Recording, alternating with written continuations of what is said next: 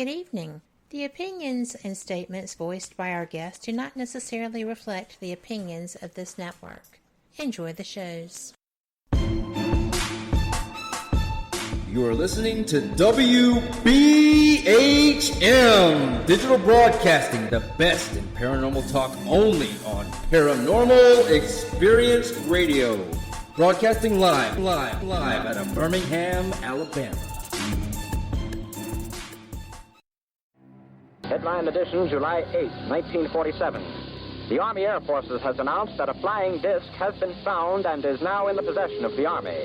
Army officers say the missile, found sometime last week, has been inspected at Roswell, New Mexico, and sent to Wright Field, Ohio, for further inspection.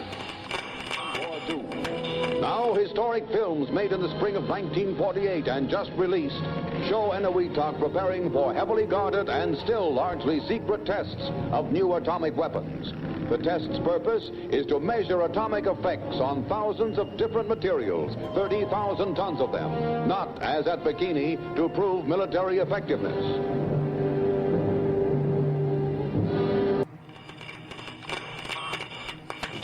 San Francisco police say that 9 persons have been arrested in a narcotics raid on the headquarters of the Grateful Dead, a widely popular singing group.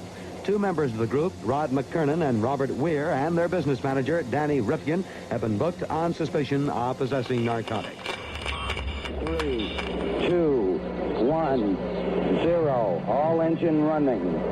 Liftoff. We have a liftoff. 32 minutes past the hour. Liftoff on Apollo 11. Tower cleared. We got a roll program. Neil Armstrong reporting the roll and pitch program, which puts Apollo 11 on a proper heading. I'm going to step off the limb now. That's one small step for man, one giant leap for mankind. Well, strange lights are causing a viral buzz on YouTube. Could we have caught extraterrestrial activity on a recent newscast? Brandon Arroyo investigates. As the newscast ended, the controversy began back on September 26th. What is that light shining in the back of the dark night sky?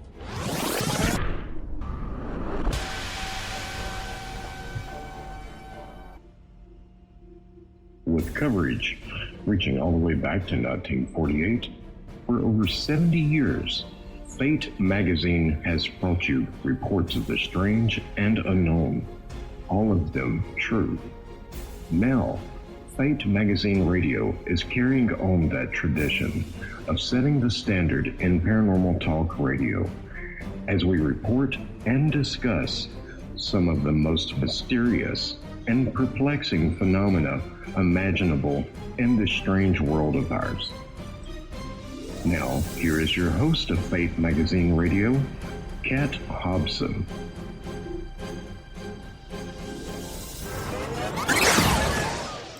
Good evening. Welcome to WBHM Digital Broadcasting out of Birmingham, Alabama. You are listening to Fate Mag Radio, the online voice of Fate Magazine. I am Kat Hobson. I am your host, aka the voice of Fate. I just love that. Somebody named me that a couple of years ago. But I think that this is going to be one of my favorite interviews I've done in such a long time. Before we get started, though, I just wanted to let people know that it's starting to look like things are turning with this virus situation. I know that there are a lot of people still, New Orleans, that's starting to move toward the central of the country. Just do what you got to do. Take care of you, take care of your family, wash your hands, all those kindergarten things. Don't cough on people, don't spit, whatever. But take care of you. And I have a friend that if you would keep her in your thoughts, her name is Mary, and I'm very concerned for her. Enough said. If you could just please keep her in your thoughts.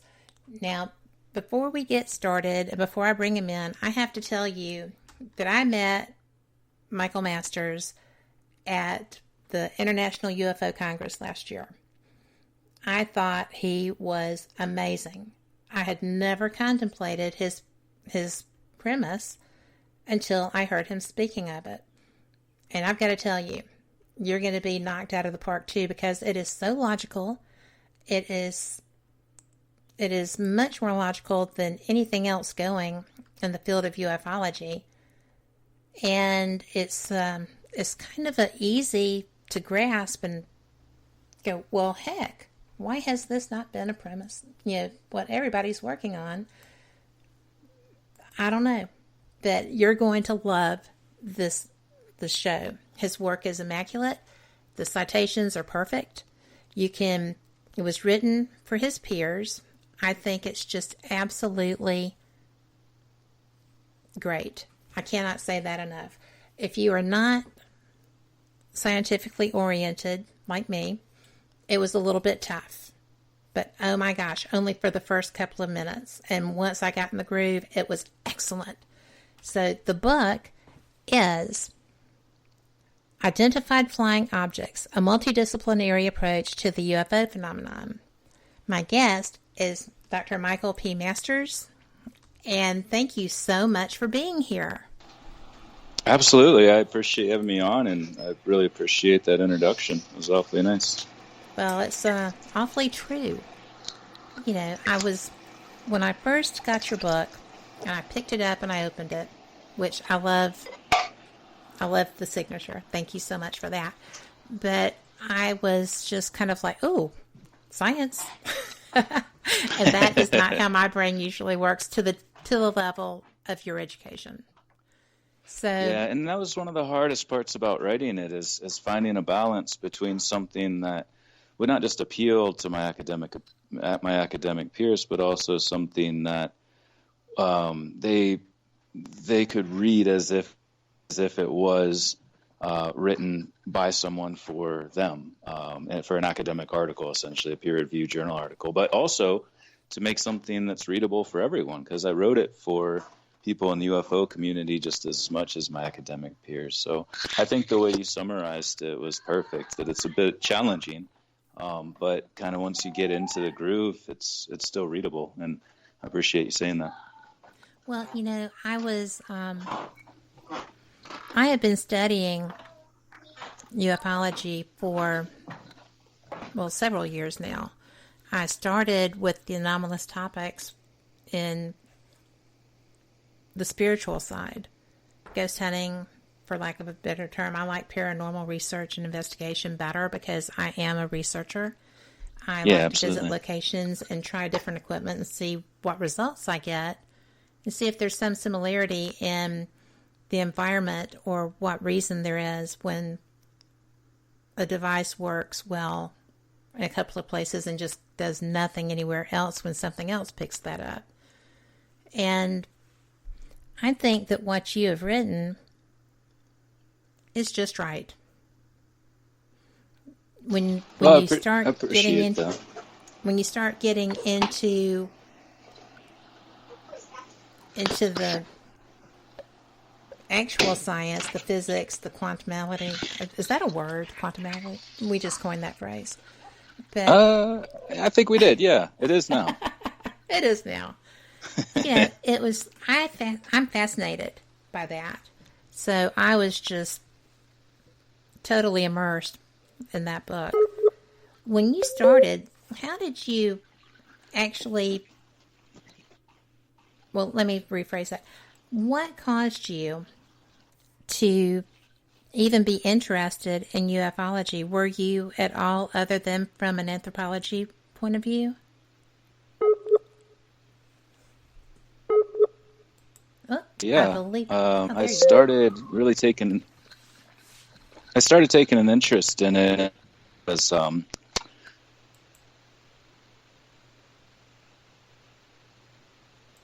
in the first chapter of the before I was born. But I'm sorry. Oh, it sounds like we are having a little bit of trouble. Be interested in this question as a whole. Hang on. Is it breaking up? It is. One of us appears to be getting a call. Let me hang up with you and call you right back, okay? Well, I think we're okay now. Oh, you can hear me again? I can hear you again. Oh, that's strange. at Western. I wonder if it's a wireless issue, but I'll try again. I was 8 years old. I don't know how much of that came through. I might have been breaking up for a while there, but my dad saw a UFO, kind of your classic bright light in the sky situation, and he was telling some friends about it that were over at our house, and I overheard the conversation, and just kind of piqued my interest. Like, I didn't even know this thing existed. I didn't know anything about the paranormal or really even that flying saucers were a real thing. Of course, I'd heard about them, but never really considered it. And then he bought a book called Communion by Whitley Strieber.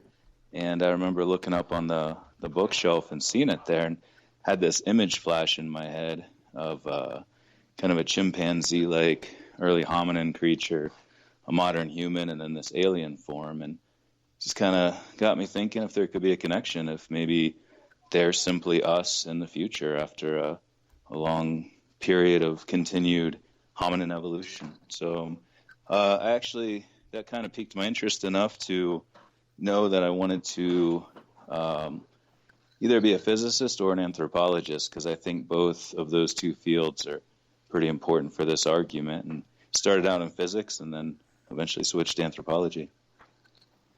Well, I think that your physics background shows up well in this book. And so does your gift for explaining those concepts. Actually, it's challenging. Well, it is, but the way that you kind of recognized that and knew that you were going to be speaking to a broad audience base, you really handled that well.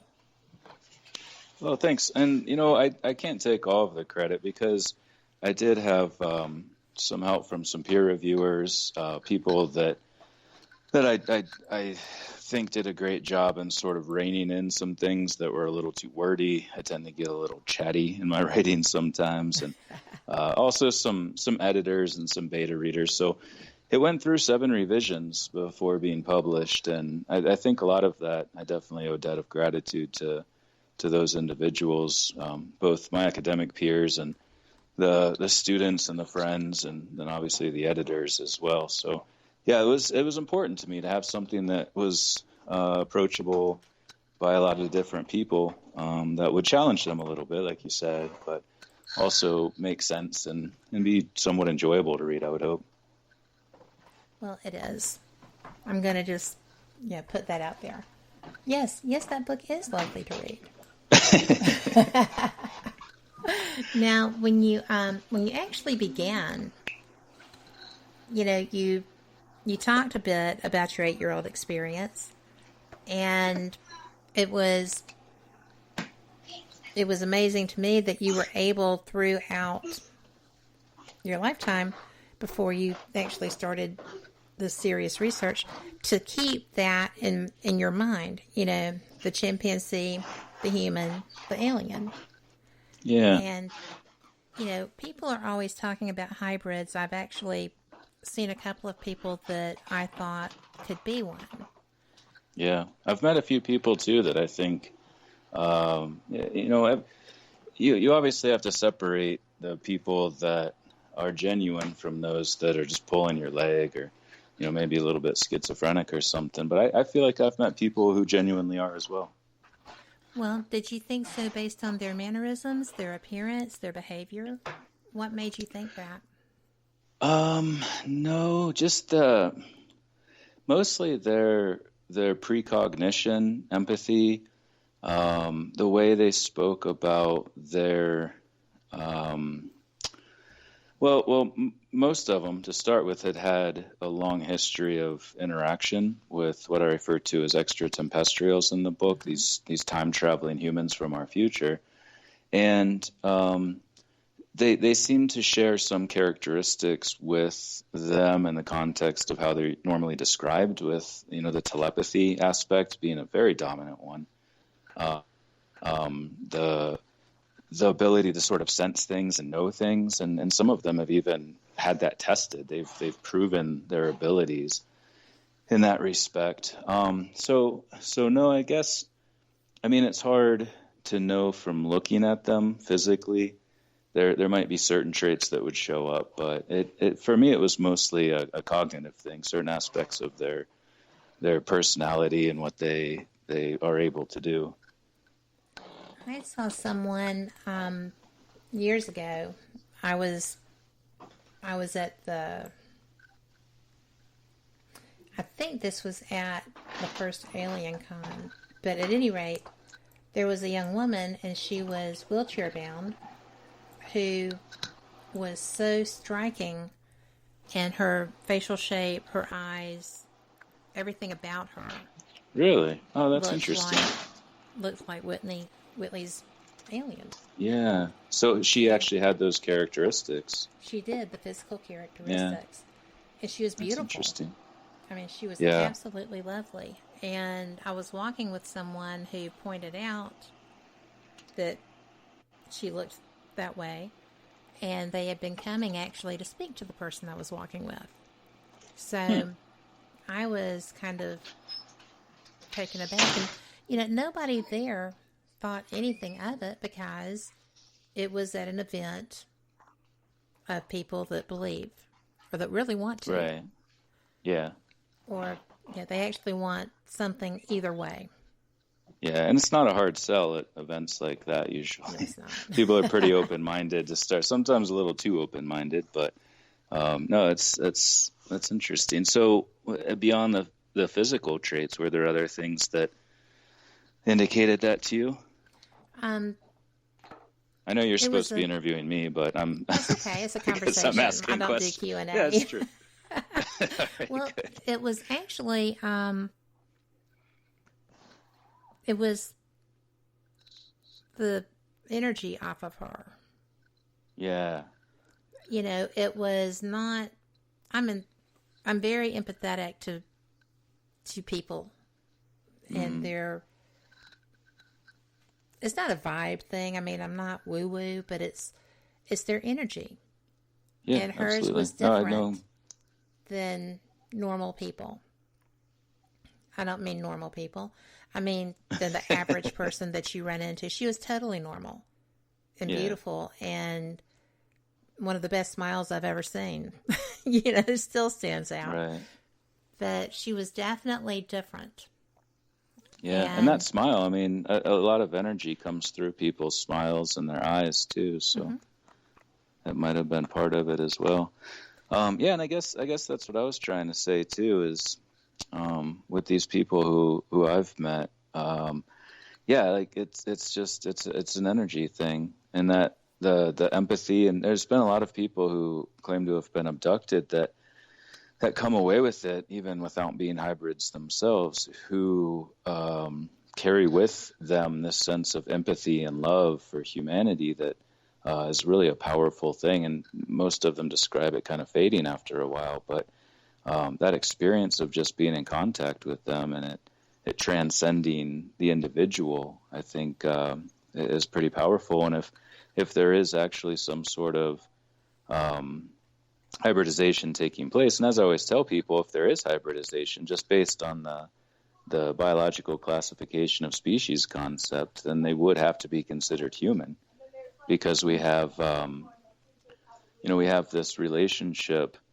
where the classic example is the donkey and the horse. If the two mate, they interbreed, they can make a mule, but that mule's infertile, so we consider a donkey and a horse a separate species. But if we are actually interbreeding with these alien beings, then I think we have to consider their humanness, or at least some sort of relationship in the broader sense of the term.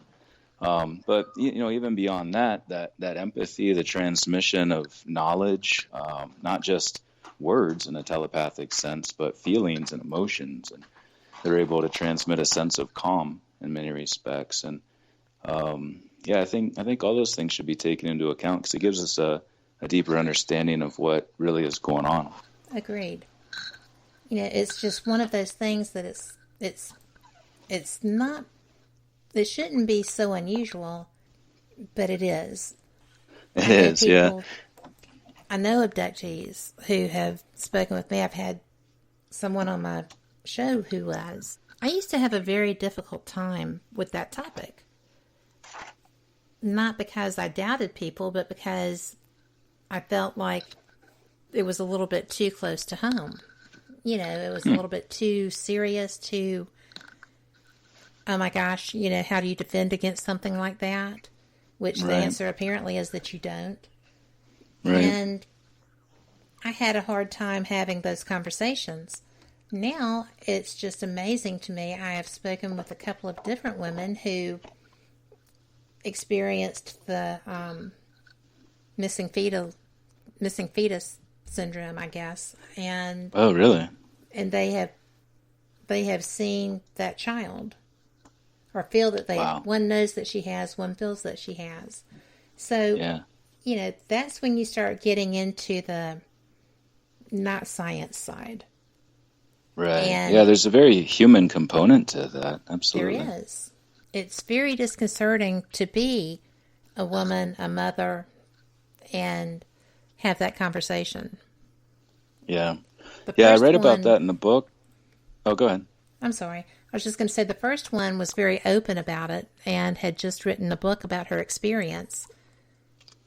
The other had not mentioned that to anyone, and we were sitting at a conference talking, and I just said, "Have you seen that child?"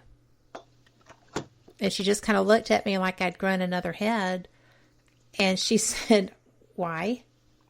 And I said, "Well, because I know someone who has interacted with hers. So I was just curious." Yeah. And what did she say? She said, "I have, but I haven't been able to interact. I just saw her watching me from across the street." Yeah, sorry about that. And you were just getting to the best part of the story, too, and then my phone cut out. I apologize for that. That's okay. I was just going to say that she just couldn't believe that, somebody asked her that.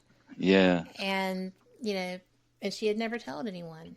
So I think I just kind of wigged her out a little bit. But she was one of the nicest people, and she was a speaker at the event I was attending. And I'm very blessed that I do get to go to those often as media and share from the event as well as prior to with the build-up and then follow-ups. But that was something that I hope to... I wouldn't discuss that with her on the air, but I'm looking forward to having a chance to talk to her again. I wouldn't want to make learning more about it. Right. Yeah, I talk about that a little bit in my book too, because it's I think it's important to acknowledge that if that is happening, the emotional impact of something like that, you know, having a fetus removed or being reintroduced to a baby and told that was yours later on, that would be tremendously difficult. Obviously for a mother, I have children myself, so I could kind of understand that circumstantially, but I imagine it would be a really difficult experience. And it's, you know, it's hard because I mentioned that so many people do seem to feel a sense of love and empathy and have a very positive experience and really enjoy their contact with these extratempestrials, but there are some who have a very negative response and feel like they and their family are being plagued by these encounters. And, you know, if something like that happens, it's definitely going to leave a mark and carry with it a lot of negative and difficult emotions. So, I mean, if it is research, if they're doing research, and certainly the abductions seem to mimic what we would do as anthropologists in the context of biomedical research. We're laid on a table. We're examined, we're probed, sperm samples are taken, eggs, fetuses, as we mentioned. The anal probe thing, you can learn so much from fecal matter, and we do as anthropologists too. We call them coprolites, just dried pieces of poop that give us so much information about the diet of past hominins. But all of those things are so similar to what I would do if I had time travel technology as an anthropologist that it definitely indicates a connection, but I think me and my colleagues would have a very difficult time with some of those aspects of it. And I don't know if that means the same research rules don't apply in the future, or the research or the outcome of what they're doing is so important that they're willing to sacrifice some people in the past. But I know I would struggle with that for sure. Well, that's something else when you say that, their reason would be so extreme. Because your theory is that genetically they have homogenized so much that they're really not viable going on without having an infusion, as it were, of our current DNA. Mm-hmm. And it takes fascinating. Yeah, it takes one aspect of modern human society and a current trend that's very observable. Really, ever since European colonialism beginning about 500 years ago, we're becoming one large interbreeding population. And prior to that, there were a lot of different groups spread all throughout the world. But beginning about 500 years ago, and obviously, small groups on boats that travel at slow speeds. But now with international air travel, up until recently, I guess, when we could get on planes and travel across the world, people are interbreeding with populations that were previously isolated. They were their own interbreeding groups. So if that continues into the future, it is likely that at some point we would just become one large genetically homogenized population on this island of Earth. And it does, not to get too technical, but if you have a situation of inbreeding and incest specifically, it tends to increase the frequency of what are known as homozygous recessive traits, the ones that cause a lot of the negative problems that we've observed for thousands of years, which is one of the main reasons why there are taboos against incest in every society throughout the world, and many other primates have rules against that as well. But if we get to the point where everyone is interbreeding on this planet, one of the only ways to get new genes to help with those problems might be to sample them from the past, and specifically certain individuals or groups that have genes that didn't make it into the future, which could potentially be why certain families are plagued by this more than others, that their genes have some value in the future because they are novel gene variants, essentially. Well, that's something that I had noticed too with the experiencers that I have spoken with, is that it does seem to be family by family.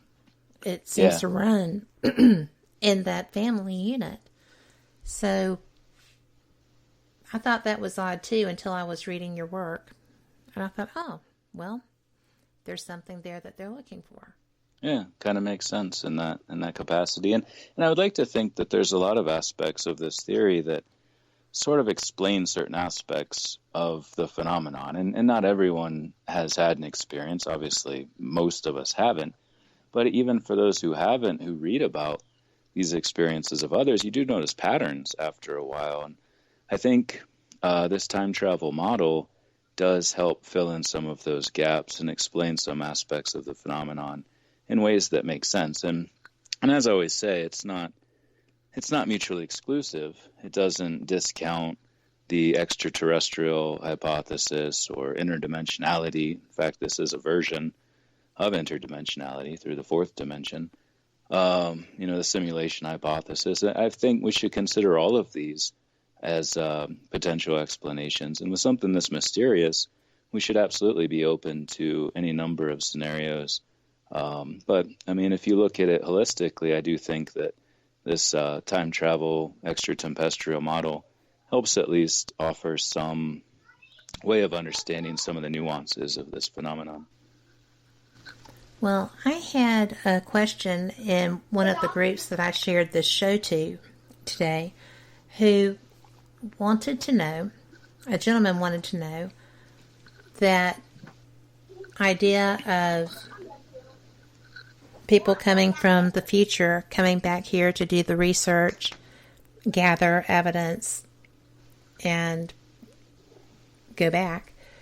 Did you have any feel for how far in the future that would have to be, given the biological and technical changes that would take? Yeah, that's a great question. I mean,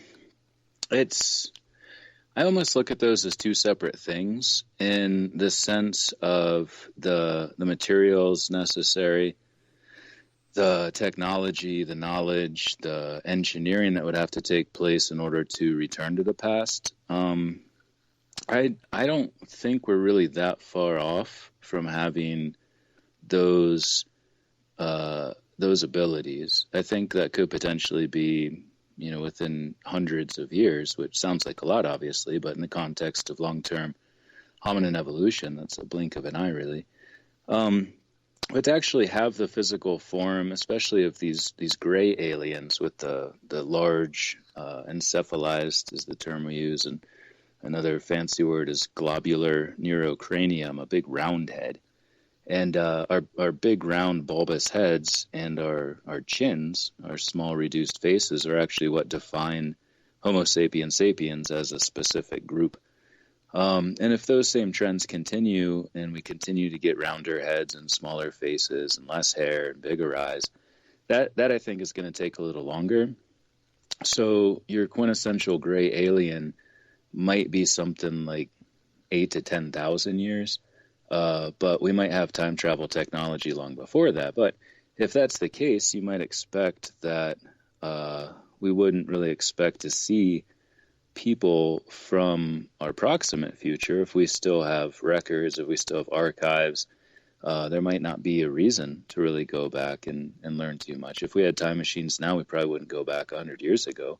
Certain people interested in history, I'm sure, would. But for the most part, we know what happened. So it might only be because we lose some record of the past, or there's some cataclysm, and or the gene sampling, as we talked about previously. Some of those things might factor into why certain individuals look different than us and others look very different. In fact, it might help explain the reptilian thing, or the insectoid type creatures, Manus man, Mothman, those types of things. If they're from a very, very distant point in our future, that they don't even look human to us anymore. We might recognize them as something more reptile-like because they're just so far removed from our current point in human evolution. I saw an image of a praying mantis put up against somebody's perception of an alien. And I was like, well, I've never thought of that, but look at that head. Look at those eyes. Yeah. Yeah. It was startling. I happen to like praying mantises. I do walking too. Sticks, we used to call them. But, yeah. You're listening to WBHM Digital Broadcasting, the best in paranormal talk, only on Paranormal Experience Radio, broadcasting live out of Birmingham, Alabama.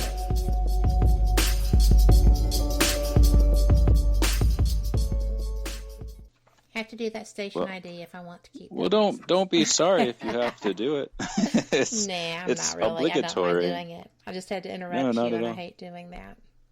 Oh no! All I was gonna say is that if you're right, if you look at a praying mantis, they have big eyes and small pointy faces, and that is a general trend in recent human evolution. They don't really have much of a forehead, I guess, but for the most part, they resemble, at least in their facial anatomy, a little bit something human. Like the arms are way off. Our arms don't look anything like that. We don't have wings or thorax in the same way. But I don't know. I was having a conversation with Whitley Strieber recently, which was kind of fun for me because, as I mentioned at the top of the show, that's sort of what started all of this in the first place. But he was kind of reiterating that same idea that if I was mentioning it in the context of humans that are so far removed from us temporally, that are in our very, very distant future, that they look unrecognizable to us as humans. But he took it a little farther and said that maybe it's a post-human civilization where humans had been replaced by insects who gained the same level of intelligence, who also obtained time travel technology and are coming back from a post-human future, which I think is an interesting idea as well. He is. He's great. I like him a lot. And he writes great books. Absolutely. Yeah. Just had one come out, a couple months ago, I think it was. Well, I was reading his updated Majestic a couple of months ago, and I put it down and I sent him a message, and I was like, oh my gosh, this is outstanding. I said, so how many people came to call? And he was like, I had a lot of interest with that. I guess it was too well written because he portrayed it as fiction. I was just like, yeah, you should be careful with that. But I actually did a workshop with him some time ago, and he's an interesting speaker and teacher. Yeah. So, yeah, he's very articulate, absolutely. Yeah.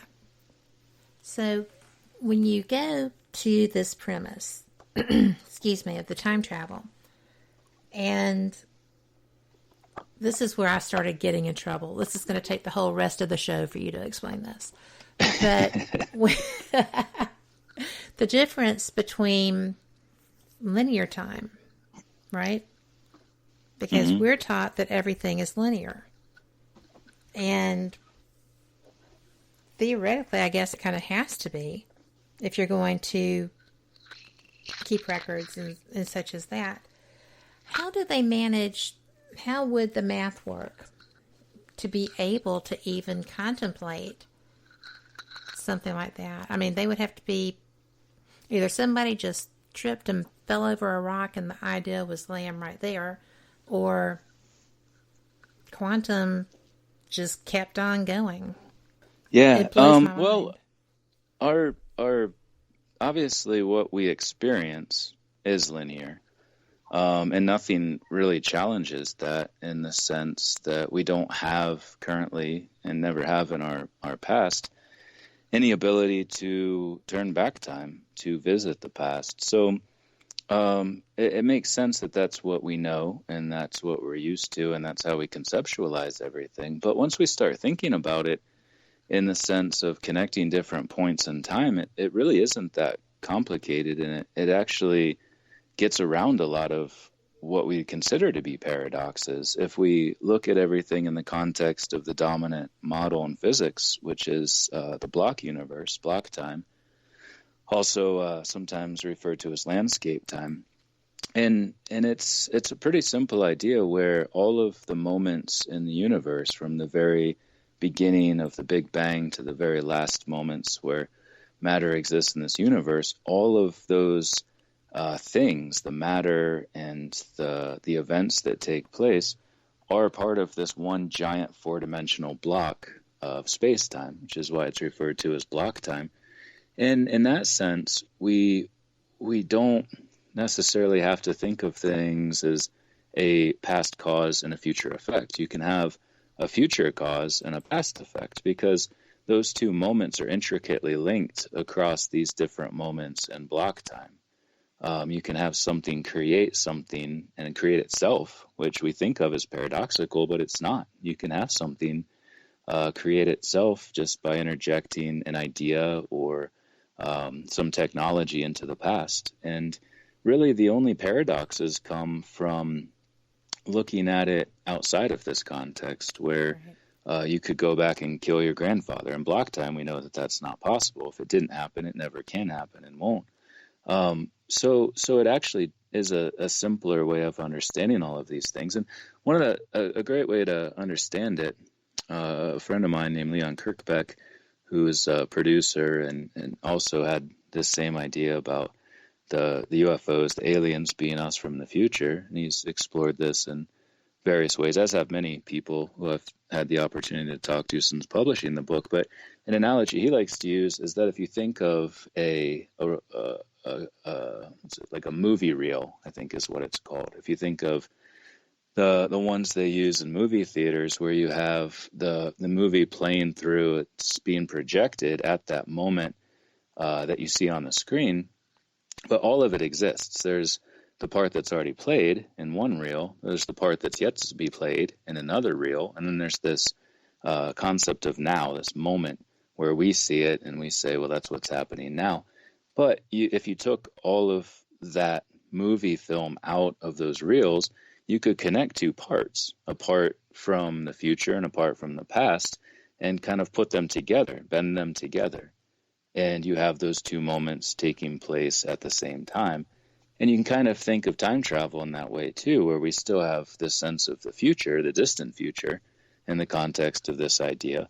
And then the distant past, if we were to go back and pick up Homo erectus or a Neanderthal or something like that, we'd be connecting these 2 points in time as well.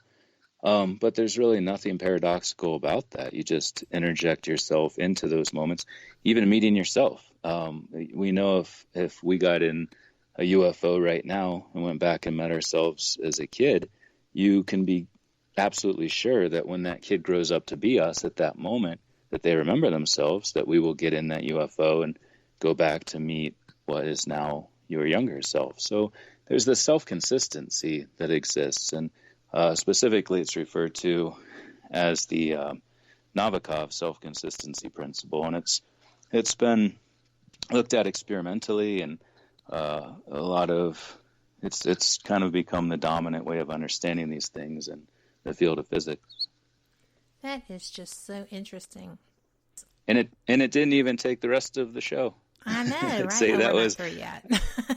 No, I know, but I was hoping to do it somewhat briefly.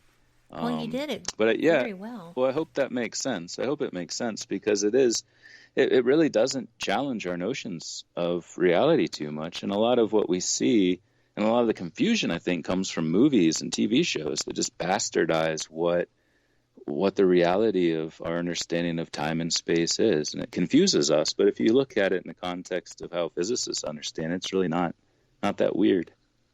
Well, it's really not. That was a very good explanation. Thank you. Yeah, absolutely. And, I have to ask you, if you were going to go back in time, if we had that capability now, what period would you go to? Well, there's a couple different places, times. See, I do it too. I just talked about time in the context of space, but those are different things. Mm-hmm. But if I went to a specific time, there's specific points in our evolutionary past that have always piqued my interest. I worked at some archaeological dig sites in South Africa and southern France and throughout Ohio and here in Montana as well. And to be able to see those cultures who were making and using the tools that I was digging up and the bones that we would find would just be amazing. So I would love to see those. But then there's also some really cool things that have happened, like just mind-blowing events in mostly geology. For instance, there used to be this massive lake, the size of the Great Lakes, not far from me in Missoula. It was called Lake Missoula, Great Lake Missoula, I think, something like that. And about, I think, 16,000 years ago, the ice dam that formed it gave way, and it just flooded this massive region throughout Washington State. The scablands actually were formed because of this lake bursting. So if I could just sit there and watch that happen over the course of a couple days, something like a Great Lake draining over the course of 48 hours across the landscape, I think would be just a really cool experience, something that would be really fun to see that you could only really get to see if you had that technology. That would be amazing. But then I think about all the things that didn't know that was coming. Right. And then I'm like, Well, fortunately, it was right before people got here. There might have been a couple of early tribes that were like, well, I guess it's our time to go because you're not going to get out of the way of something like that. That's for sure. No, not even close. Yeah, it's something you'd want to watch from the air, not from the ground. Not from in front of it. Mm-mm. No, definitely not. Well, I think that I would like to go back to, I don't know if I would like to go back to shortly before the asteroid hit that they took the dinosaurs out. Yeah. I wouldn't want to be dinosaur bait. No. But I would like to experience dinosaurs from afar. Yeah, especially if your time machine broke down and you got stuck there. That would just totally be awful. Well, but no, you're right. It would be pretty cool to just see that environment. To see if they really have feathers. Yeah. It's tough to imagine with all. I love dinosaurs, and to imagine a T-Rex feathered just blows my mind. Yeah. I would like Well, to. I'm not.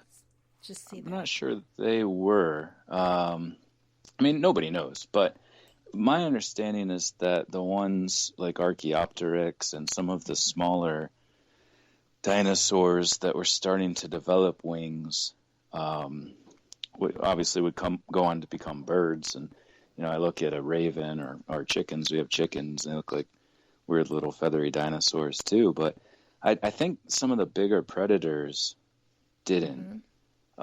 Is my understanding. I obviously am not a paleontologist, but I think it was mostly the smaller raptors like that. I don't know. It's also pretty fun to imagine a T-Rex with feathers. That would right? be something pretty amazing to see. It would be. I get tickled sometimes because I am a beach girl. I love the Alabama Gulf Coast. I like any coast. I've been on all of ours. But I think that I have a thing about pelicans and herons. But my husband's just like, why are you so in tune to pelicans? I mean, they're just like fishermen. I said, no, they are pterodactyls. Just look at them. That's what they look like. And yeah, definitely. Yeah, I raised my kids with that, and now anytime anyone sees a pelican in our family, they're like, ooh, pterodactyl. So we're a very strange family, but we have a good time. Absolutely, and it's good for kids to get to know those things. I mean, so many people don't really get to know what our evolutionary history is and what came before us and how we got to be the way they are. So I think it's really important you do that. It's great that you do. And it makes the learning a lot more fun. If you can correlate something that's usually mundane and boring with something that you've seen or you've got something close enough to have seen, it's just, I love science centers and things of that nature. And I know that y'all must too. Absolutely. It just, to me, is a great way to have active learning as opposed to being preached to. Right. And I grew up in Ohio, and we had this place in Columbus, Ohio called COSI. I don't remember what that was an acronym for. Probably Columbus something Science Institute, I would guess. But it was immaculate, this massive building with all kinds of obviously Tesla coils and pendulums and magnets, and it was just so fun to go there. We'd take trips as a kid, and it is a great way to not just learn, but to pique kids' interest in things. Mm-hmm. When you see science in action, and you can put your hand on this Tesla coil and your hair stands up, and it's I love that. I know, it's Even awesome. now. It's yeah, me too.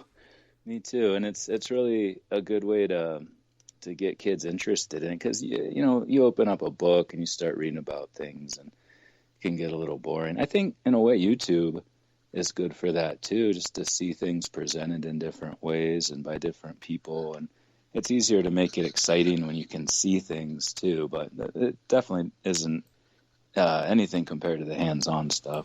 Absolutely. We've got so many teachers, including you, now who are using the web as their classroom. And my daughter is at the opposite end of the spectrum from you. She is a 4-year-old pre-K teacher. She's part of that national program that came about trying to get kids a jump start really on school. And I am going to say that our state's program for the 14th year in a row is #1 in the nation. And I sent her a message. Awesome. I was like, oh, congratulations to all of y'all, because look, you're #1. So, yeah, that's great. In the nation, you said too, right? In the nation for 14 years. Wow. This program's been in operation. But, really, that's we have awesome. such poverty and such here that it's really anything that we can do for those kids is fantastic. So yeah, absolutely.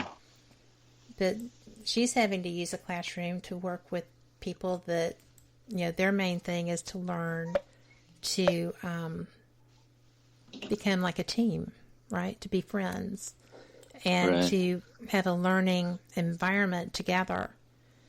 And, because basically what those people are teaching kids in that 4-year-old pre-K is what you're going to get the attitude from when they get, if they make it to you.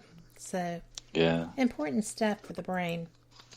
Yeah, absolutely. It's one of the most, yeah, definitely. It's one of the most important times in a kid's life is just getting it. Obviously, there's not a lot of information that you can absorb at that age, at least not complex math equations or anything like that. But you learn how to learn, and you learn ways to get information and to, the social development, interacting with other kids and building teams and collaborative networks. That's awesome. It's great that they're recognized for that too. Well, it is. I think that's really terrific. And, it's been really hard because this is the time of year that it's the fun time. Right. You've got all the orientation and the training and the hard work's in, and this is when you get to enjoy them until they get fancy to get out of school. And so all of them are missing that now. Yeah. And they're just kind of like, oh, this is terrible.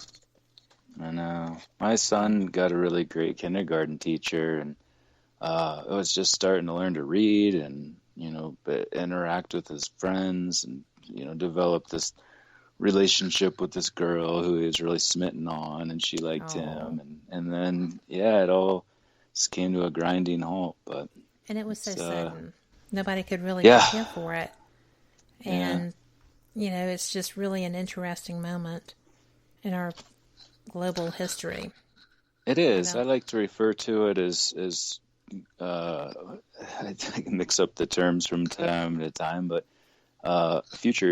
current future human history, where we'll always look back on this as this really transitional period, or even if we don't transition much coming out of it, it was a tremendously impactful period.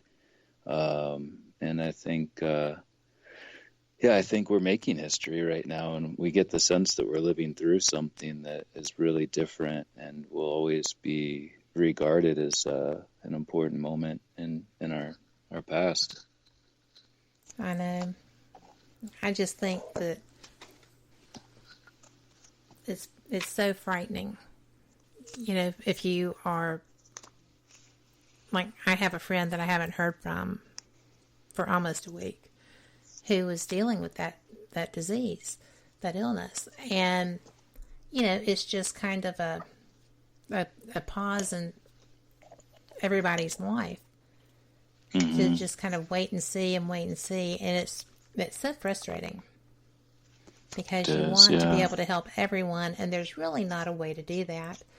And this would be a fantastic time for them, to come back here and say, oh, here, we've got this to fix that. Yes. Right. So, but they don't seem to really be all into that. Well, who knows? I mean, maybe they started it. Maybe they gave this to us. I'm kidding, obviously. I think that was a gift from, across the seas, but that's just... Yeah, it wasn't. I really don't believe that. I don't believe it was an would intentional happen. Gift.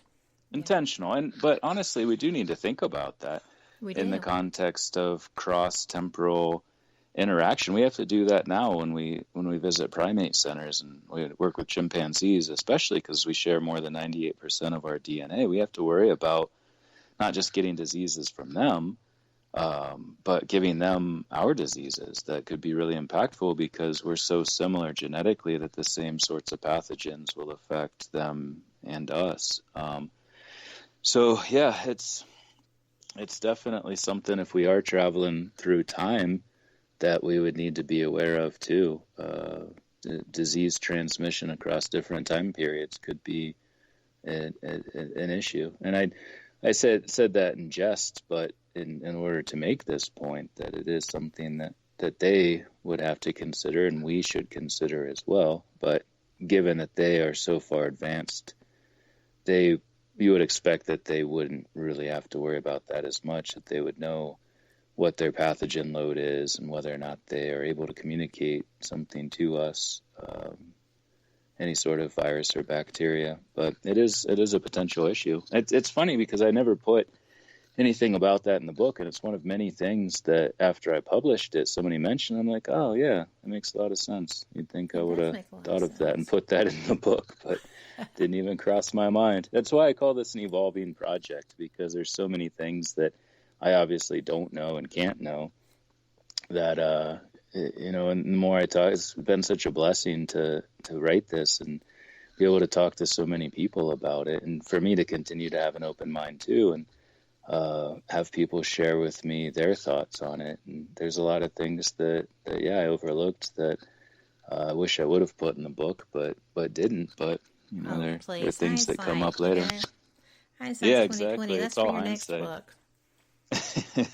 Well, it is the year 2020, so maybe that'll be the title of the next book. There you go. Oh, that would be good. Absolutely. It seems fitting. I'd have to get on that, though, because I'd have to publish it by the end of the year, or it's not really relevant. That would be tight. Yeah, it's a tight window. Well, we are about to take our top of the hour break, but I was, when we come back, I would like to discuss the actual writing of this, and I have some other questions going back to the technical side. So it's going to be sounds great. It's going to be fun because some of these things I think I got my mind around, and some of them I think that I would enjoy a little bit more detail. Sure. So that I can. Yeah, sounds great. But we will be back, guys. It is probably about 5 minutes. This is the news break, so if we're actually really fortunate, maybe we can get a little good news tonight. We're getting to the point that we're about due. So just hang on, and we will be right back right after this. Y'all come back too.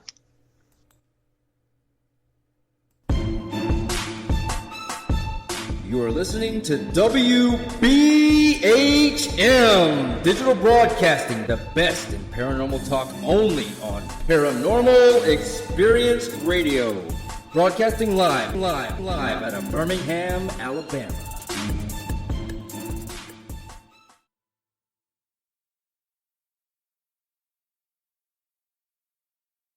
Live from NPR News in Washington, I'm Janine Herbst.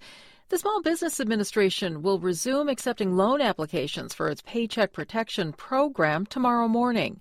As NPR's Joel Rose reports, the Trump administration is warning that unemployment will still hit levels not seen since the Great Depression.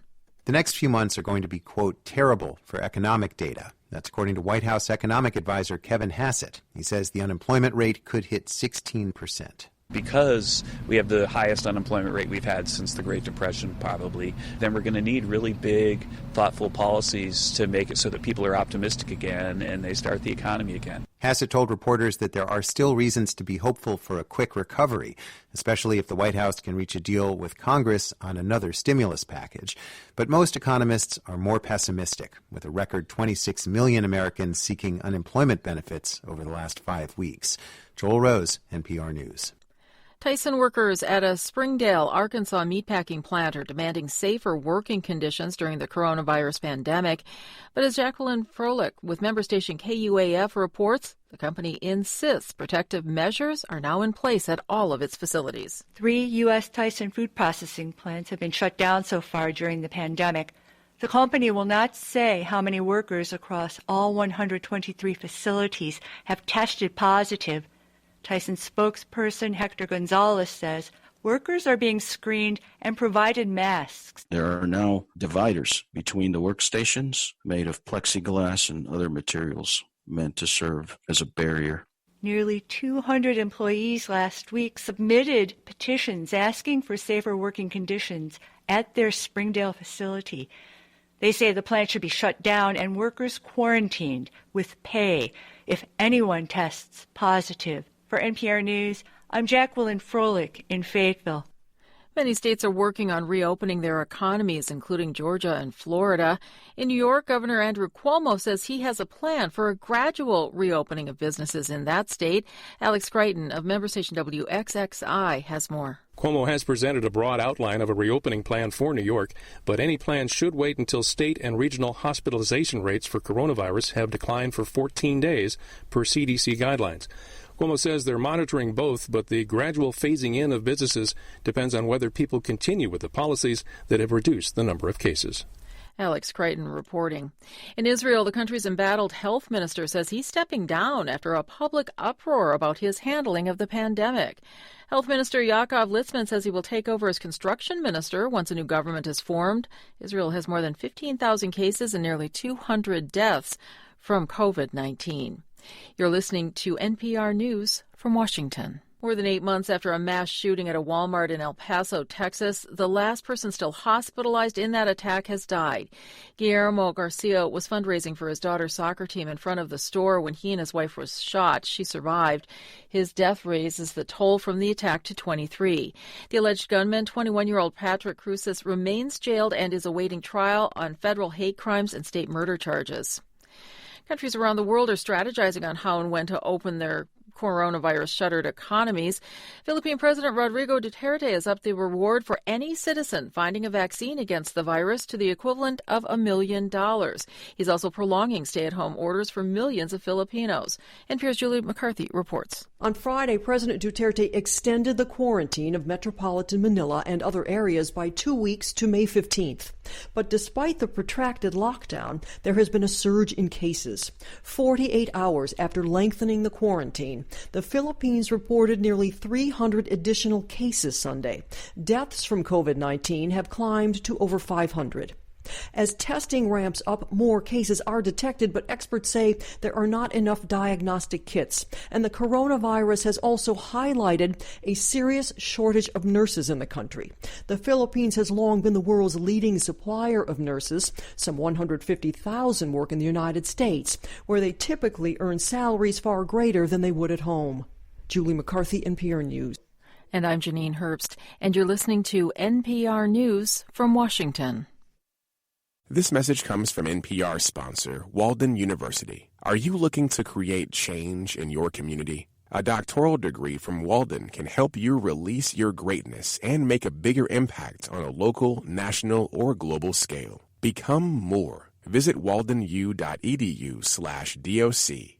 Welcome back to WBHM Digital Broadcasting out of Birmingham, Alabama. The time is 5 minutes after the hour. Welcome back for the second hour of Fate Mag Radio here on WBHM Digital Broadcasting out of Birmingham, Alabama. I am Kat Hobson. I'm your host. I am so glad that you are here. We have had so much fun. My guest tonight is Dr. Michael Masters, who has written just a fantastic book. It is Identified Flying Objects, a multidisciplinary scientific approach to the UFO phenomenon. And I'm going to tell you, it is provocative.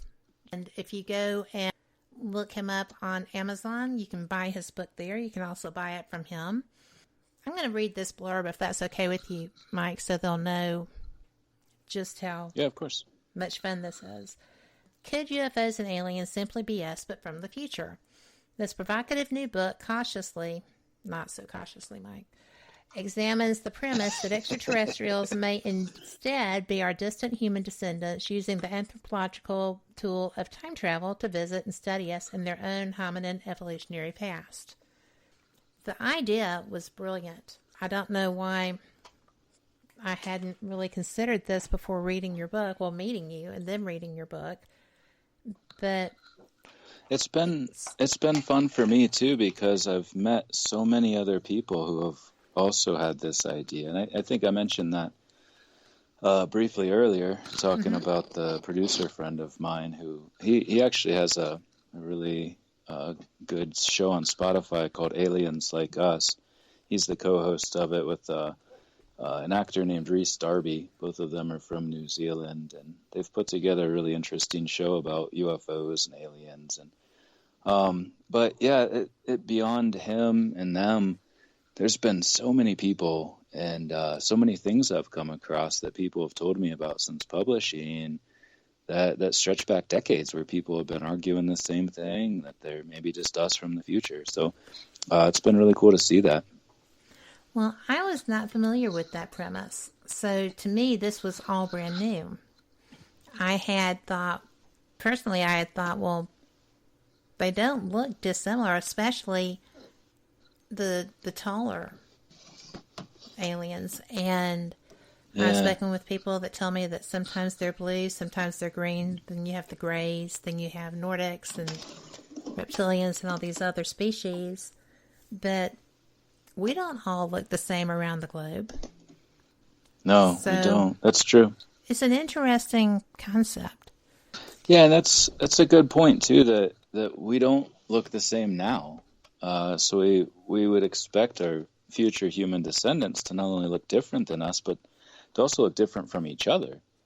And as I mentioned earlier in the show before the break, that could partly be because of them coming back from different time periods, what I refer to as temporal ancestry in the book, in the same way that if we went back 10 years or 100 years, we'd look exactly like everybody at those times. Obviously, our technology and our style of dress would be different. But if we go back 300,000 years or 1 million years, now we don't only look different, but we're the ones with the big round heads and the small faces and the light skin and less hair. Like, we are exactly what's described in the context of these extraterrestrials, just in a more exaggerated form of these same traits. So it could be that temporal ancestry part, or it could potentially be the continuation of the same general racial groups. We don't use the term race anymore because it's not a valid biological concept, but it could be the continuation of these same ancestral differences that we see today, just projected into the future.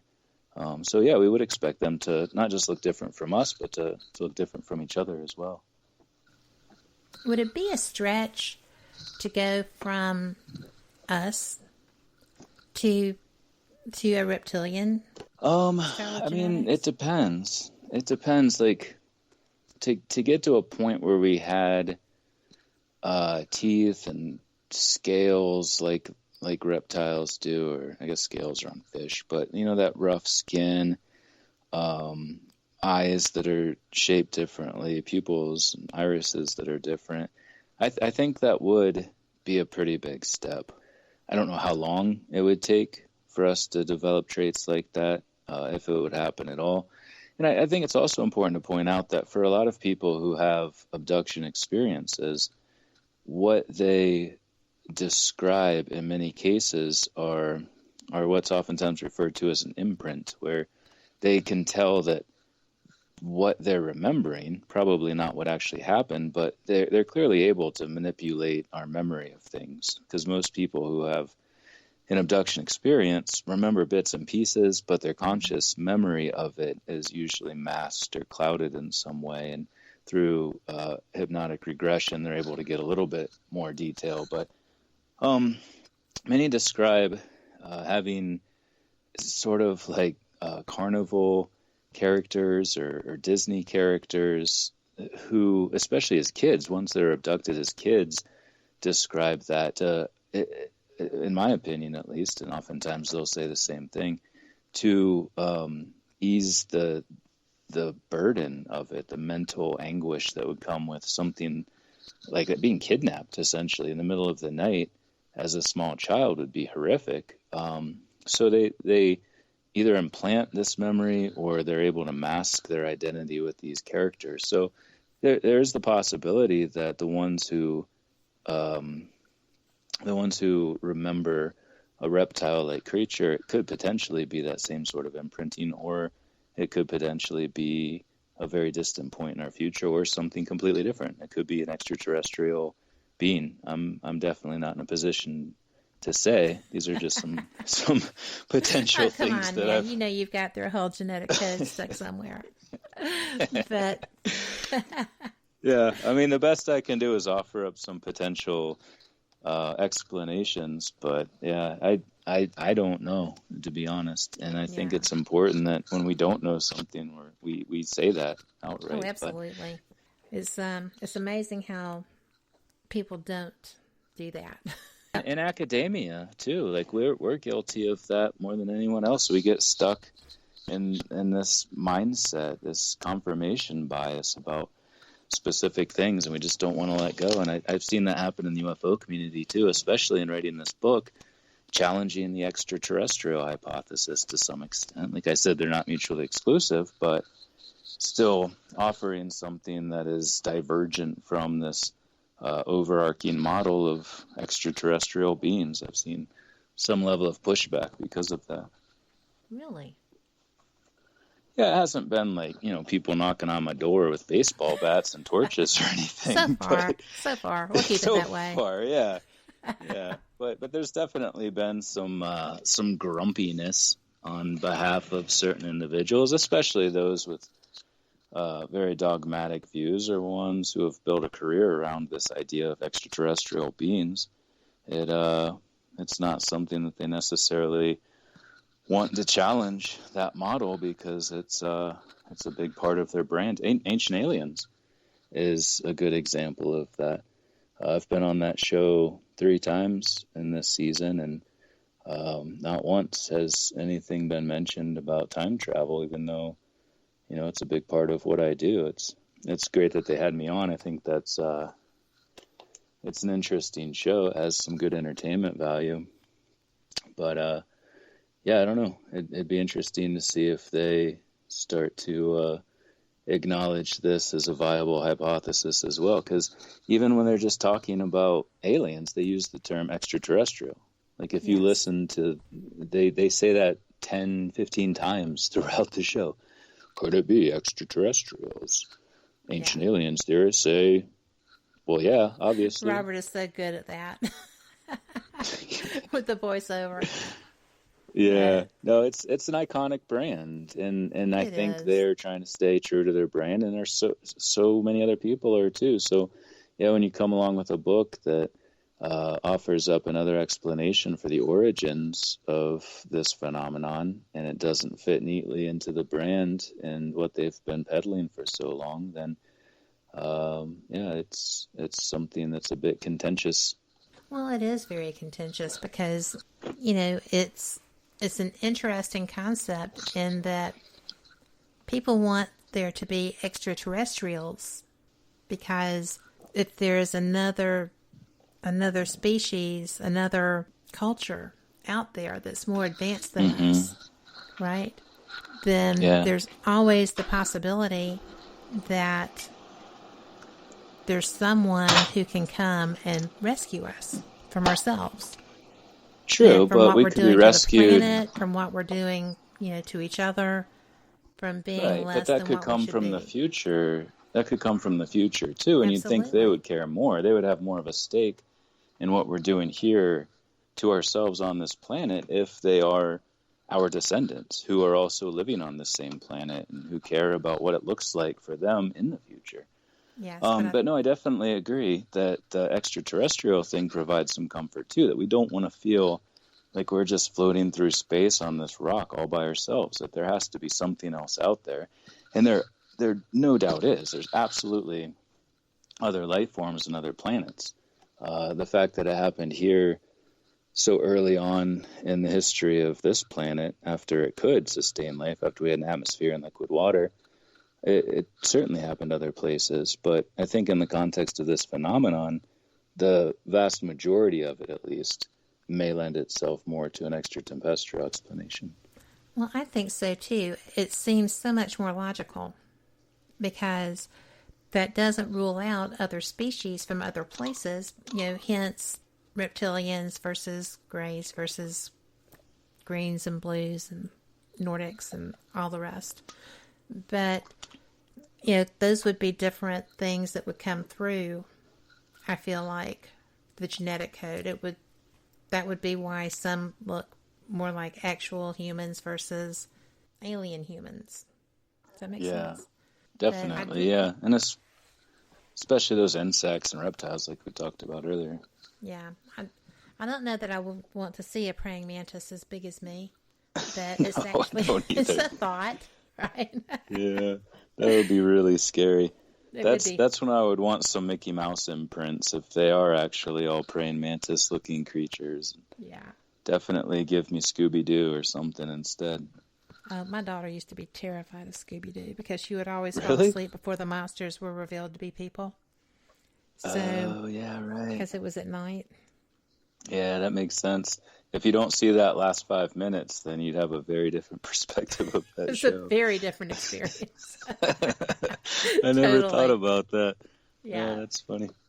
One of the things that I found interesting, and this is kind of a dog leg on you here, that you wrote something that I found interesting. The arrow of entropy and the arrow of time. This section was something that I really enjoyed because this is some of the science that was a little beyond me to start with.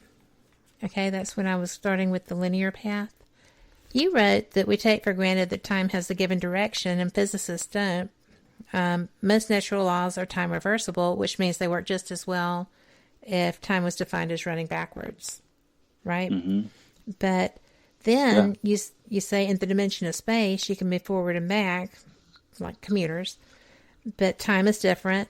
It has a direction. You always move forward, never in reverse. So why is the dimension of time irreversible? Yeah. Have you solved that yet? Are you a world famous physicist on top of anthropologist and you've got all of that? Because that's actually a fantastic question, and I bet it does drive physicists nuts. Yeah, I mean, to some extent, but it also, I think if you look at it as a separation between the physical aspects of the universe versus our conscious understanding of time and consciousness in general, then it's not really that different. Because, yeah, when physicists say that any of these processes make just as much sense running backward to forward or forward to backward, that's true. There isn't really temporality in the context of physics, but you can't really imagine any situation where everything we're doing is going backwards, and how we perceive those things violates obviously laws of entropy, but also our notions of reality in a very strict sense. And we learn this very early on, like how we were talking about things that we learn in pre-K and kindergarten. One of the big ones, and I mentioned this briefly in the book, is putting things in order. Mm-hmm. You have all of these things. Kids have to I do this with my child all the time. You cut them out, you put them in order. So we learn that to an extent, but it also has to make sense to us. What we see around us has to make sense. Where if I'm chasing this animal and I throw this thing at it or shoot a gun at it, that it'll then fall down and I can eat it. And, like going back to the very beginnings of life, we had to make sense out of the environment around us. So part of our consciousness is centered on this notion of linear time. So I think we have to separate that from the physical aspects of the universe. And if we traveled into the past, we wouldn't see things run in reverse.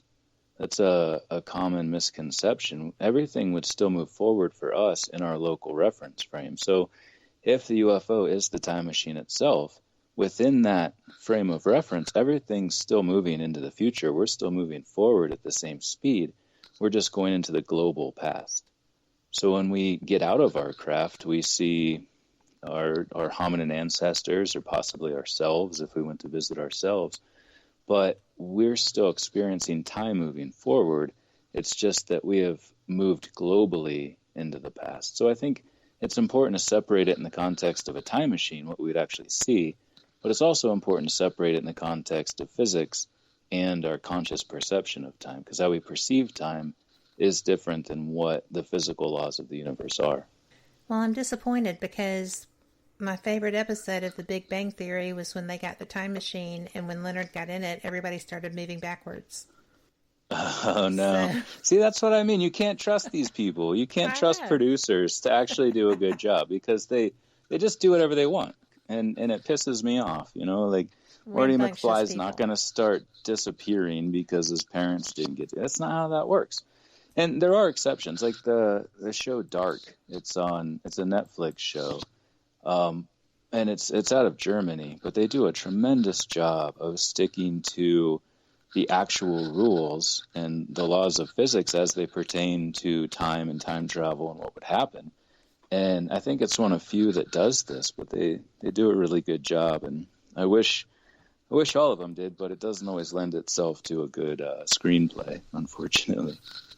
Well, I am going to go check that out because I'm just so interested in the actual how-tos, how that would work. Mm-hmm. And I know that there are a lot of people that we both know who are working on some really seriously rocking propulsion systems and doing that kind of research, trying to get where we can go forward.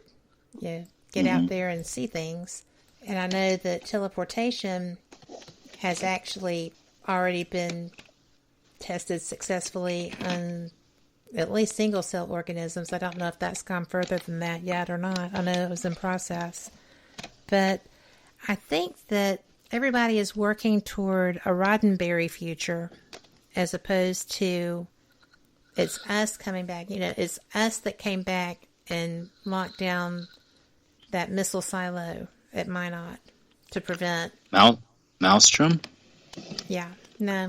Yeah, that's not far from here. Maelstrom Air Force Base. Thank you.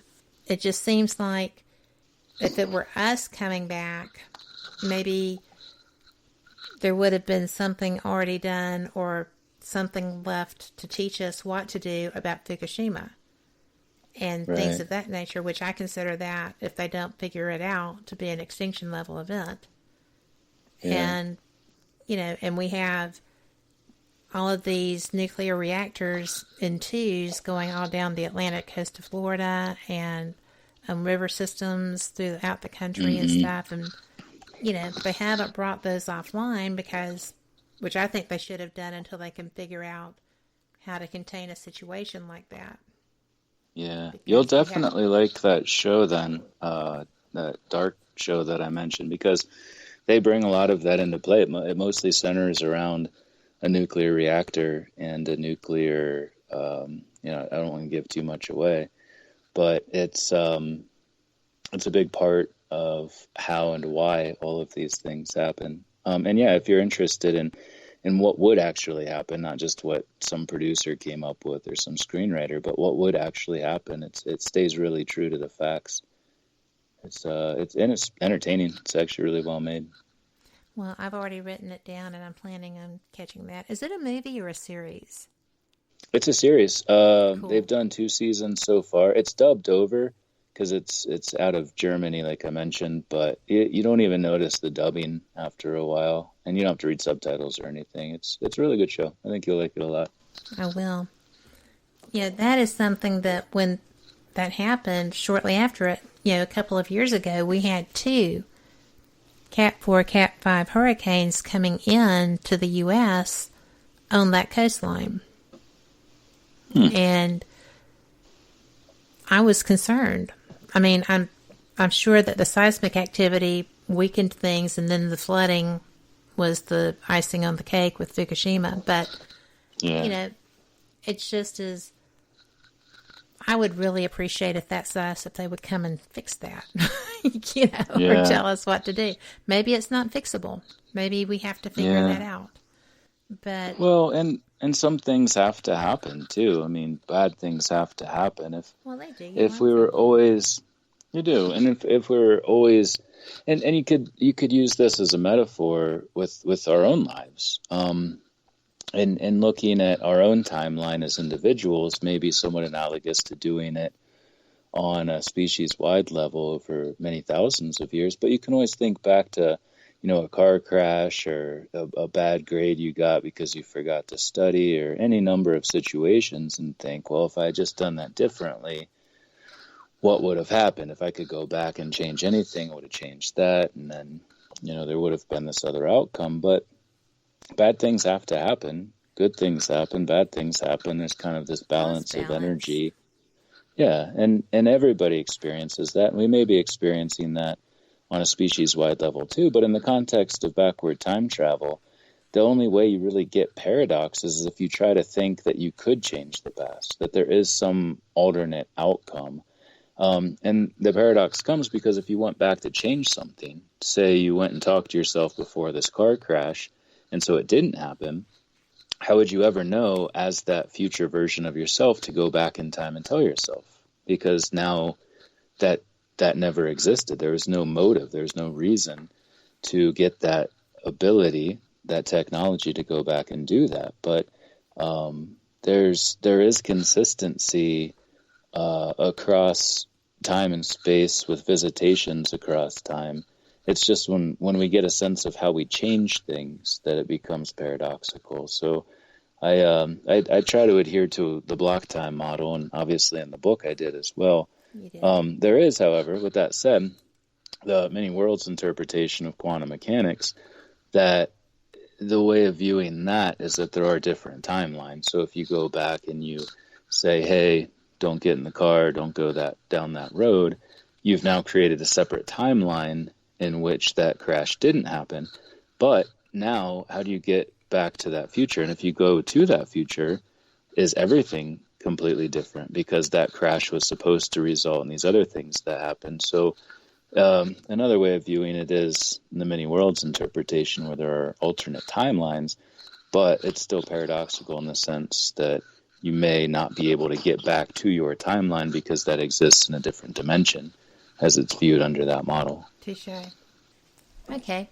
Well, I do need to let people know that y'all are listening to WBHM Digital Broadcasting out of Birmingham, Alabama.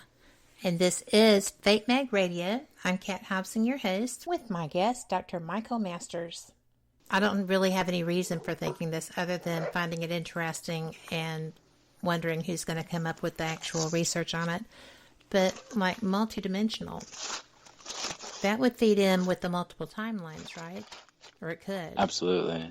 Yeah, that's one of the big parts of the model, is that there's all of these infinite universes, and a lot of it comes down to quantum decoherence. So when we observe things, it leads to decoherence. It's thought, at least under this model, to result in a split where you have different timelines that arise out of that moment. So that quantum superposition of states, where you have, say, an electron with positive and negative, or a spin this way and a spin that way, when it separates, those two states of being just go into their own universe, essentially. And in going back in time, it's thought to be one of these things that would cause that decoherence to happen, where you would have that split take place, and then you would have these alternate timelines. And it's an interesting model.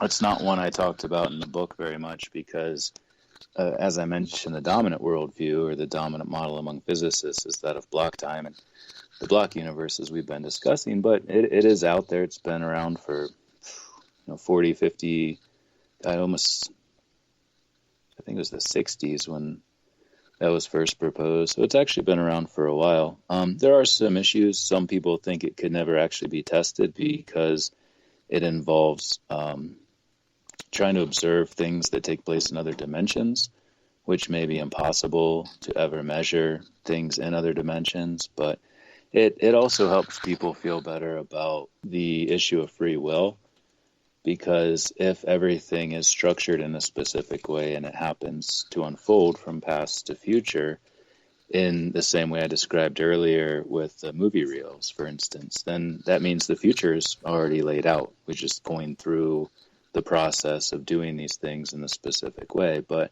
in the context of the many worlds interpretation, then there can be other outcomes. There can be other things that take place. But regardless of how you view it, there is only one outcome. When we look back at our lives from the end, we see this one chain of events, this one long line of things that led us to that point in our lives. So if there were other outcomes, we're not even aware of them in the context of our conscious perception of the past.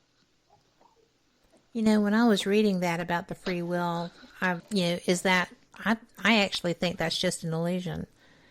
that things happen that affect your ability to be able to have free will and exercise it. Yeah. Without even going into the physics and the timelines of that. So I liked how you handled that. Because Yeah, I did know it's that a was tough a one. iffy thing. Yeah, well, I didn't either until I published the book.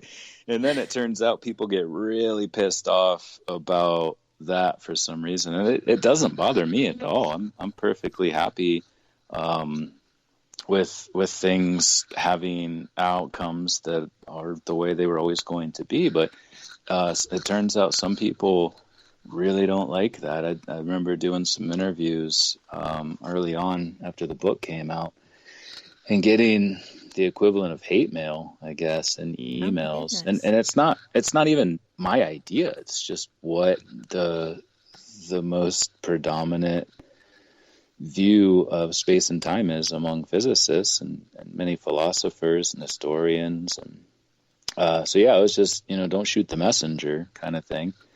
It wasn't my idea. It was just me writing about how it is viewed. Yeah, sharing an idea with people. So I was surprised to see that, but no, it does. It strikes a chord with certain people, and they have a very emotional connection to this idea that we control everything and every outcome. But to me, I almost feel more comfort in the way it actually is, or the way we think it is. That it's all just going to happen the way it's going to happen. I thought it'd be interesting to do a study where you show people this concept of block time at different ages. So like 15-year-olds, 30-year-olds, 40-year-olds, and see what their reactions to it are, or how accepting they are of this view. Because I think that younger people would be more against it, and older people would be able to look back at their lives and say, well, yeah, I mean, that was my whole life. There was only one outcome. But I don't know. I think that might be harder for younger people. I think that would be an interesting study to do. I think it would too. I would agree that you would find quite a difference in the reception from those two different age groups, because I'm in my 50s and I completely feel that everything happens the way it's supposed to. Yeah. You can fight the flow, you can rebel against the flow, you can rebel against your concept of what you think you want to be versus where your path is going. Right. And so I do think you and then see that difference. if you rebelled against it, well, maybe that's what you were always going to have done in the first place. Maybe that was your path, and you just had this sense that it was something different. So yeah, I don't know. I mean, I think a lot of it comes down to our perception too, and it's good to hear you say that, because yeah, I don't know. I don't know. I mean, it's anecdotal, I guess, that we're talking about it in the terms of how we feel about it. I think it would be cool to do some sort of survey or, a scientific study to see statistically if there is a difference. Because I kind of have a feeling that there would be. I think a lot of it's just perception. Well, to me, it's just fascinating because when I was younger, I was just like these people who were on the beaches in Florida and stuff, right? I'm young, I'm immortal, this isn't going to bother me. Yeah. 2 weeks later, they're home, people around them are sick, they're sick, everything is going south, and all because that's what we want to do. And I do feel for them. I mean, they were being booted out of their dorms, their lives were changing. They weren't going to be able to go back to school. Nobody knew what was happening. And the Superman, self-image rose up, and they paid for that. A lot of them did. And, was that going to be their path all the way along? One would think. But it still is hard to grasp sometimes that you don't really have control. And I think that's why there's so many control freaks in the world, because they're trying to.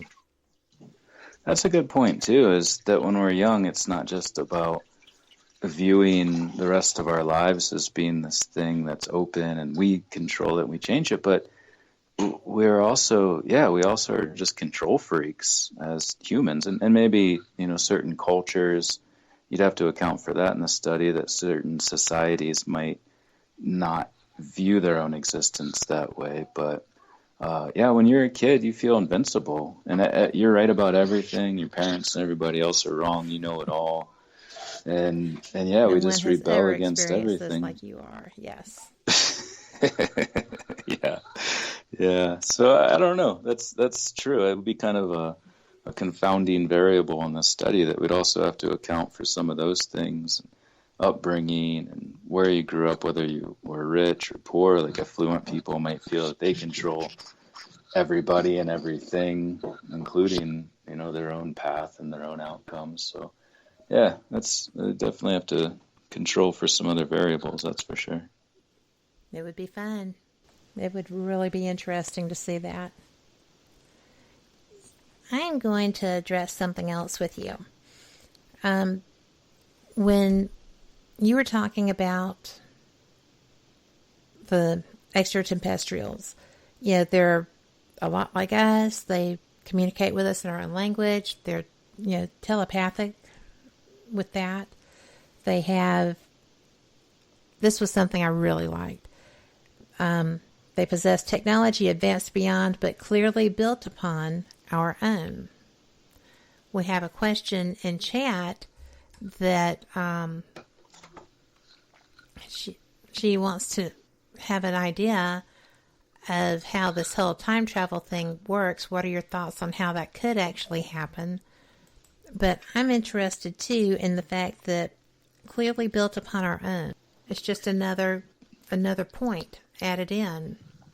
Yeah, and those two questions go together pretty well, because how we would do it, obviously we're not at that point yet, but it's not just speculation either, because if we look at all of the research that's been done since Einstein published his theory of general relativity in 1915, and specifically his 10 field equations that went along with it, it was shortly thereafter that Lenz and Thüring in 1918, Van Stockham, Gödel, Tipler, you'll probably remember some of these names from the book, kept demonstrating over and over that if you have the rotation of a massive or highly energetic body, because energy and mass are essentially equivalent, equals mc squared, then you're able to create frame dragging and rotation of space-time. And what that does, why that's important, is it allows you to tip over light cones. And a light cone is just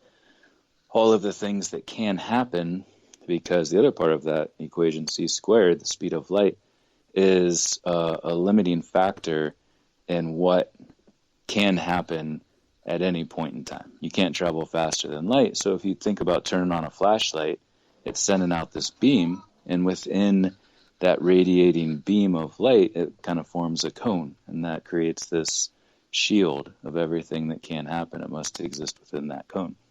But in the rotation of a massive or energetic body, and initially it was cylinders, and then spheres and even disks more recently, have been shown to bend those light cones over. So as I mentioned earlier in the show, you're still moving into the future locally, but if your light cones bend over, you can move into the global past. You're moving into the future, but going backward in time. So, and that also ties into why I say build upon our own, because these UFOs, which I argue are the time machines themselves, have the form of something that's very much consistent with how all of these physicists have been describing how we would create these closed time light curves by bending those light cones over and going into the past with this technology that would seem to be the direct result of what these same physicists have been describing and calculating since 1915 with Einstein's general theory of relativity. So it kind of, as far as how we would do it, it's going to be a long time before we really work out the details of that, I think. But if we look at how we understand it now, based on past research, it would seem to be that these UFOs are just a continuation of those same that same research that's been done since 1915. Until I read through here, I was thinking that it was leaning more towards magnetic fields as opposed to, just with the discs. So this is actually new to me. Well, when I say highly energetic, I'm referring to the electromagnetic spectrum. So yeah, you're right. It is, I think, magnets, essentially, electromagnets. Because as I mentioned, the electromagnetic force is 10 to the 40 times stronger than gravity. So that would help understand the propulsion system, because if something is 10 to the 40 times stronger than this force of gravity, which we think is strong, you fall off a ladder and come crashing down, you're like, whoa, gravity sucks. Like that's a pretty strong force, but it's really not. It's the weakest of all of the different fundamental forces in the universe. So if we can use the electromagnetic force to propel these craft at these speeds, we might also be able to use it to warp space-time, and that might also help explain the tremendous G-forces that are experienced, or at least as we perceive it, that would be experienced when this craft just instantly darts up in the sky or zips off in that direction or this direction. If they are actually manipulating time within that craft, within that localized reference frame, as they move, to them inside that craft, it may seem like a slow acceleration where they're just kind of going off in this direction. But to us, in our reference frame, it seems like something that would smash our skulls against the top of the UFO from the inside, because it's such a tremendous speed, and the G-forces associated with that would be mind-boggling as well. Actually, a physicist, Jack Sarfati, has just he's been arguing that for a while too, and just had a paper recently, or an article published with regard to the Tic Tac, the USS Nimitz encounter specifically, showing that one of the only ways that it could move in the way that it was observed moving would be if it was controlling time, in addition to the forces that were repelling the gravitational force. Well, just to be clear, Sherry says, have you ever tried to time travel, since you obviously know all about it?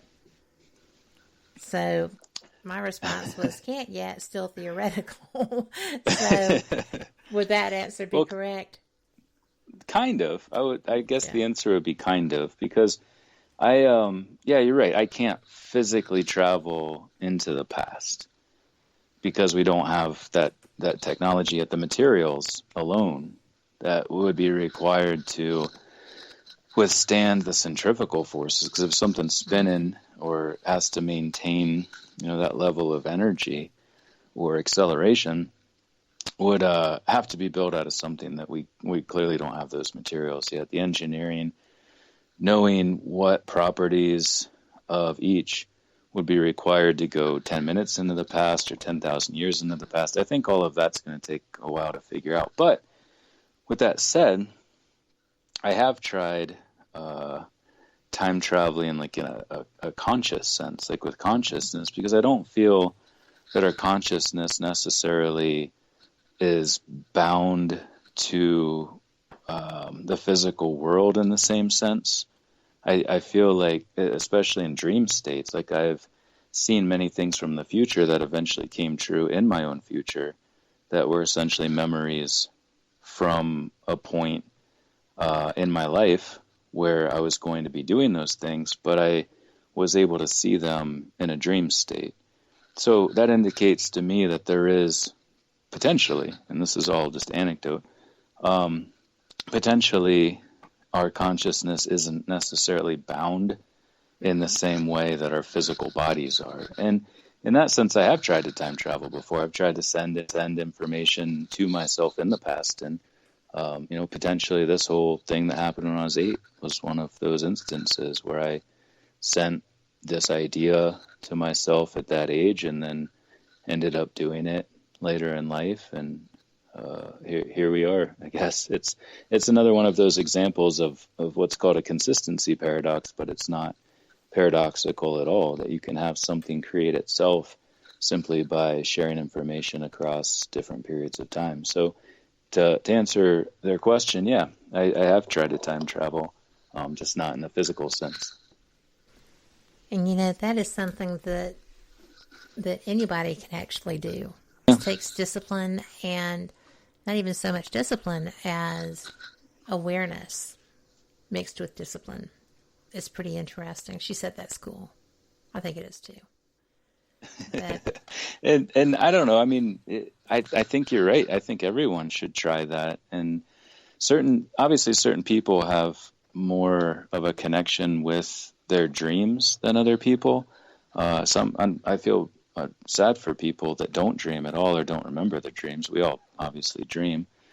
But yeah, like I've had lucid dreaming experiences before. It's rare, and it hasn't happened for like 8 years, unfortunately. But there was a time when I would control what happened in my dreams, and it was just an amazing experience. And I think there's a lot we don't yet understand about our conscious and subconscious.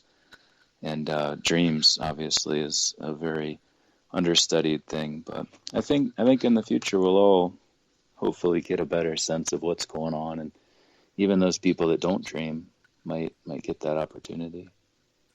I have noticed that since this whole, I guess it's the stress from this stay at home, don't touch your grandchildren, don't be around, whatever, that I have not, and I am always aware of my dreams. I do like dream journals. I have had no recall on any dream for over 2 weeks. Huh. And that's very odd. But it also is like my best friend is just, on vacation or something. Because I problem solve when I sleep too. So I miss that. It'll come back. But it's just I'm having trouble with meditation too. So, oh, really? Yeah, because I think that, again, I feel people's energy, and, that's actually a gift most of the time. It's not so much right now. Yeah, the burden is a little heavier, absolutely. I was told I'm an empath by some people. I've never really studied any of those things, but I've met a lot of people who are obviously much more open-minded than I am after publishing this book. And I feel like it's been great because I've gotten a better sense of self-awareness and different views on things that I've noticed my whole life, but didn't realize there were so many other people that experience the same things. And that sense of empathy, typically a good thing during difficult times, is somewhat traumatic. Well, it just makes them feel more intense. Yeah. Because it's not just your difficult time. Right. But then again, when people are joyous and excited, that's great. Yeah. It's all about the balance, because it is balance. You were right. It is. And even when, things aren't good, you're still providing a sense of solace or comfort to people who sometimes need it. And that can come at a cost to your own psyche, but it's still something that I think is therapeutic for people who might need it more than you. I think so too. I think that I do consider that a gift, and from whatever source, it doesn't matter. But I feel like if you can help people, then you should do so. Yeah, absolutely. Why don't you tell people how they can find you? Well, stalking is probably the best way. Well, hide you're in out the of bushes. school, so they can't find you at work. So. Yeah, that's true. No, I've got a website. That's probably the best way to get in touch. It's just an abbreviated version of the title of the book, I'd Fly Obj, for identified flying objects.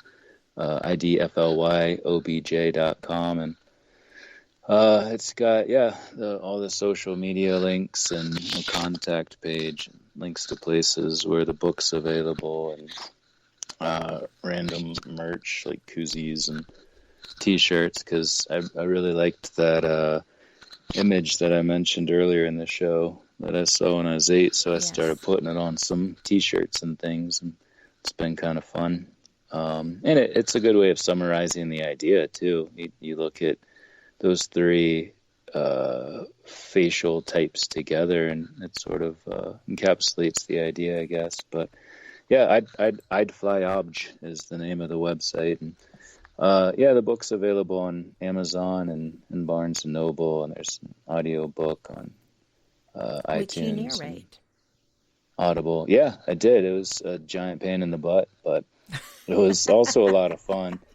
It took about 4 months to read that thing, and I probably read it like 6 times because I kept screwing things up and had to go back and re-record it. But no, it was kind of fun too. It was just a big project, and it's a big book.